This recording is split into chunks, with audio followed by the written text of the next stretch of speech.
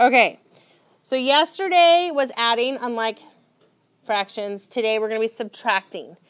Same rules apply. You need to find that common denominator. But with subtraction, you really have to look at which one is bigger and which one is smaller. So let's look at this example that we have here on number 1. Amy used 7/9 yard of ribbon in her dress. Jasmine used 5/6 yards of ribbon in her dress. Which girl used more ribbon? How much more did she use? Well, first of all, we need to compare 7/9 and 5/6. What's going to be the easiest way to do that? I heard it. You need to find a common denominator. So if I'm looking at 7/9 and I'm looking at 5/6, I'm going to think of my multiples of 9. 9, 18, 27. Oh, hold up. I'm going to think of my multiples of 6. 6, 12, 18. Ooh, I did 18 again. So I know to get to 18, I have to multiply by 2, by 2, by 3, by 3. Now I'm going to write the equivalent fraction with our common denominator underneath those, just for visual purposes. Some of you need this, some of you don't, and that's okay. We all think differently. So now we can compare those fractions much easier, and we can subtract much easier, can't we? Yes. So which girl used more ribbon? Jasmine. So this was Amy, and this one was Jasmine. Jasmine used more, Jasmine. And how much more did she use? 1/18. Very good. Okay, so you should be comparing 5/7 and 3/5. Mr. Sue and Mr. Franks are in the same book club. Mr. Sue is 5/7 of the way through this month's book. Mr. Frank is 3/5 of the way through the book. So can we compare those two?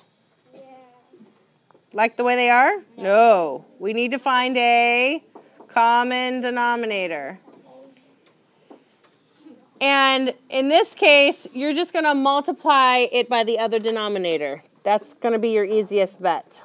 So times 5, times 5, times 7, times 7. So can you see the blue okay? Yeah.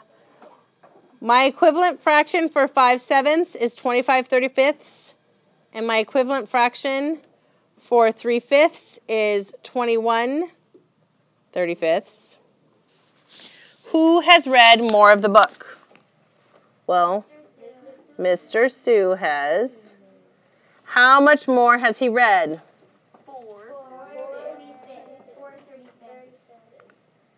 4. That's a mistake because I can't get it to erase, so we're just going to go with it. 4/35 more. Okay, do you think you can do the next one? Yeah. All right, try it. That one should have been a fast one. Rami's glass is half full.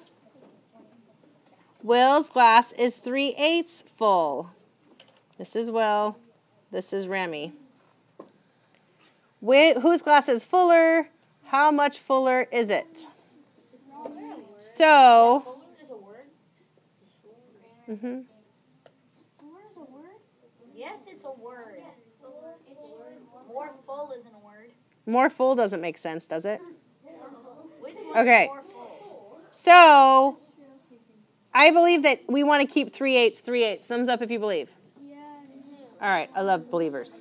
So I'm going to get this one to be an 1/8. So my equivalent fraction is 4/8, which means Rami's glass is full, and it is 1/8 fuller. So just like our addition problems yesterday, we need to come up with a common denominator before we can subtract. And you only subtract your numerator. So look at 1/2 and 1/5 here. What number, yell it out if you know, should be our common denominator? 10. Good job. You see how much faster you were than yesterday? You're starting to see those relationships with the numbers. That's very good. So to get 2 to 10, what do I need to do? 5. Times 5 times 5. How am I going to get 5 to 10? 2. Times 2 times 2. So I need to have, what I need to have here is equivalent fractions that I can now subtract. So I should have 5/10 take away 2/10 equals 3/10. Look at this one because I have it big already. What number do these have in common? 9. 9. So I have to multiply this by 3 to get an equivalent fraction that I can subtract. 3/9 take away 2/9 equals 1/9. 5, you're trying to get that common denominator to be 8 because you know that that's your common denominator. So I'm going to multiply the top and the bottom by 2. So my equivalent fraction is going to be 6/8. So my new subtraction problem is 6/8 take away 1/8. So 6 and 4. Sure, your first inclination is going to be to do what? 24. Some of you I know, who thought 24 first? Raise your hand seriously. Do we want 24? No. Why don't we want 24? Because 12 is lower. 12 is going to make it a little less complicated. We're not going to have to simplify. So I've got 10/12 take away 9/12 equals 1/12. Are you feeling it? Yes. All right. So looking at this one, I always start naming off the multiples. 10, 20, 30. And then going over to 15, thinking 15, 30. Ooh, I said 30 on both of them. So 30 must be a multiple that I can use as a common denominator. All of your chatter is being picked up on my microphone, FYI. So 27/30 take away 8/30 equals, good job, 19/30. Can that be simplified? No.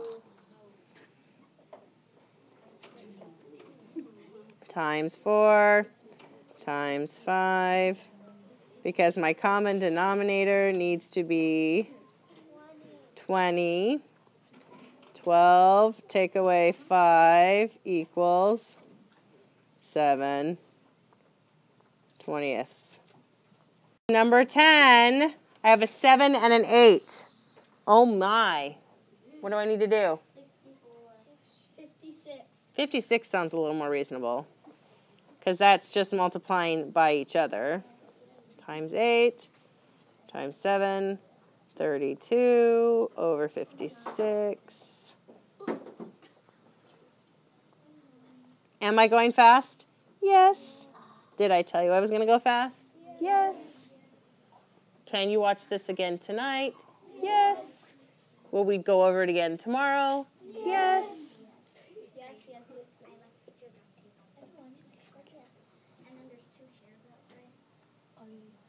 About 8 and 6. 24. 24. If you think about the multiples, 8, 16, 24. 6, 12, 18, 24. So 24 is going to be, what do I need to multiply 8 by to get 24? 3. What do I need to multiply 6 by? 4.